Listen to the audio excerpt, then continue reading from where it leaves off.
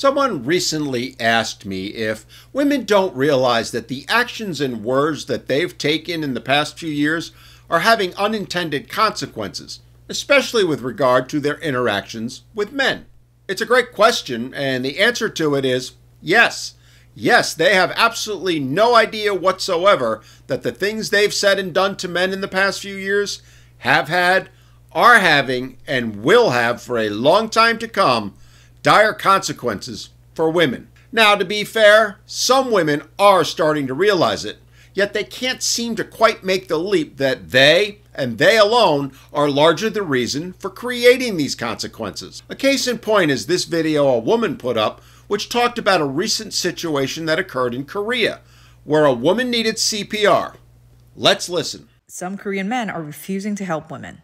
A few days ago, a woman in her 20s lost consciousness and fainted when she was on the subway. Apparently, there were a bunch of men in their 20s and 30s who refused to help, and saying something to the extent of, "It has nothing to do with me." Well, let's clarify something right off the bat. This isn't unique to Korea. Men across the world are now refusing to step up and help women.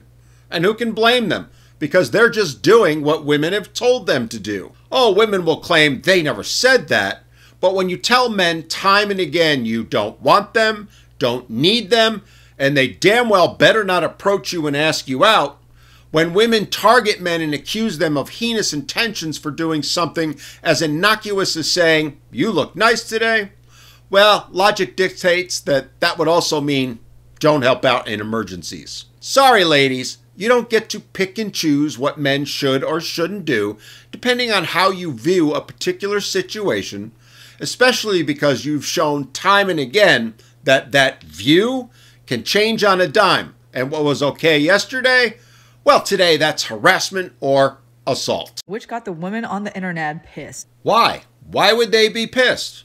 Oh, right. We're supposed to be able to read your minds and know just what is right, what is wrong, and when. Of course, the fact that, as I just said, y'all change your minds on what is right or wrong faster than a speeding bullet, yeah, you don't want to talk about that, do you?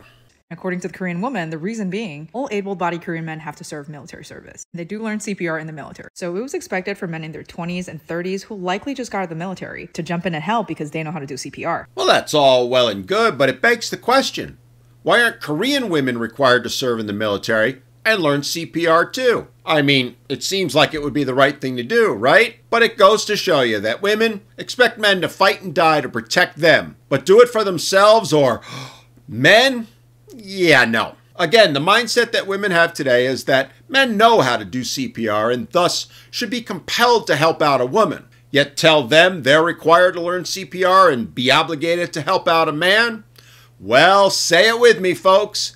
That's misogyny. But a lot of the men on the train didn't. And their reason being, they did not want to be accused of sexual harassment. We have a bingo. There were a few incidents where men were actually accused for sexual harassment, for trying to help the women. Back in 2014, a South Korean woman had actually tried to sue a male EMT paramedic for doing CPR and doing chest compressions on her. That's completely true, and I'm aware of cases just like that in Australia, several European countries, and in the United States. So again, it's not limited to Korea. It's a worldwide thing that women do. Although the paramedic wasn't charged or convicted with anything, since he was reported, he still had to go through an investigation. Now, women, of course, downplay that. It's no big deal. He was found innocent. Yeah, while I don't know the particulars of the case she's mentioning, in others, their name was splashed all across the news, often in headlines. And the fact that they were found innocent later, well, at best it might get a 1-inch commentary on page 9, and at worst, and the more likely case, not a word will be said in the media that he was found innocent. That is the pattern we've seen time and again in situations like this,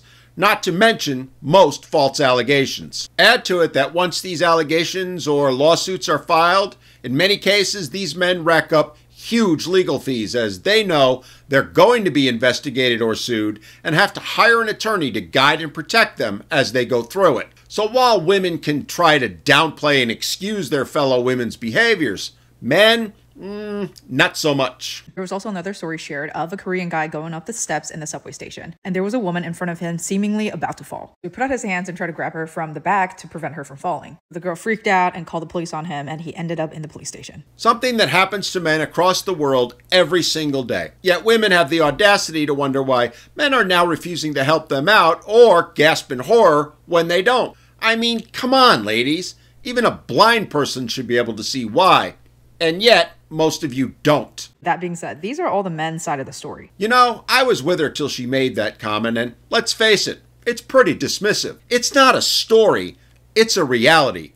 A reality men face each and every day in today's society. They'd rather be a bystander than getting their names tainted with SA. Wouldn't you? This all seems a little crazy to me. I mean, I get it if you don't want to touch the person because you don't know what's going on. At least call for help. What do you think? Well, I do agree with you there. But as someone who's trained in CPR and who has taught others, the fact of the matter is if they need CPR right then and there, by the time help gets to them, it's likely going to be too late.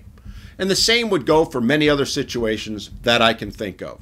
The fact of the matter is, ladies, you created this dynamic. And the safe thing, the only thing men can do, is exactly what these men did. Stay out of it, or at most, call for help. Because the risk to a man of losing his reputation, his livelihood, his freedom, hell, even his life, you do know what happens to men who SA women when they go to prison, don't you? For doing the right thing has become so great that it's simply not worth it. It's sad that it's reached this point, but as she said in the video and has been seen in many other situations across the world, that risk is real, very real. Yes, it's not every woman, but as women love to say, we men can never know which woman or what a particular woman will do, especially one who is lying unconscious and can't give permission to a man to give her CPR or undo her shirt and remove her bra so he can apply AED pads. The bottom line is this. This is what you ladies wanted. These are the consequences of your words and actions. This is the result of you weaponizing Me Too and making it too risky for men to not only help you, but even be around you. Even if you didn't say or do these things yourselves, you stood by and let other women do it without saying a word about it. You didn't hold them accountable, and your silence is your complicity. Y'all said you don't need men or want them. Well, ladies, y'all better step up and start taking care of each other. 'Cause I hate to break it to you, but men heard you.